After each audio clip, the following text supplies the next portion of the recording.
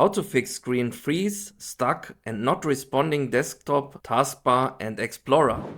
If nothing is working on your computer and you are facing a complete frozen situation, please force a restart by pressing and holding the power button until it shuts down. It usually takes 5 to 10 seconds. Wait 1 minute and then turn it back on. Please be aware that forcing a restart on your computer can result into losing data or progress on Office documents or other programs. But if it's just a program, the desktop, taskbar, or the file explorer which is frozen, please follow the following steps. Step 1. Restart graphics driver. If the screen is frozen but the PC is somehow responsive, please press the following 4 buttons on your keyboard: Windows plus Ctrl plus Shift plus B, and all of them at the same time to reset the GPU driver. The screen may flicker, but it often fixes display-related freezes. Step 2. End unresponsive apps. Press Ctrl plus Shift plus Escape to open the Task Manager. You can also open it by right-clicking the taskbar and click on Task Manager. Right-click on the app which is not responsive and end the task. Step 3. Restart Explorer. In the Task Manager you can find the Windows Explorer. Right-click it and choose Restart. Step 4. Run System File Checker.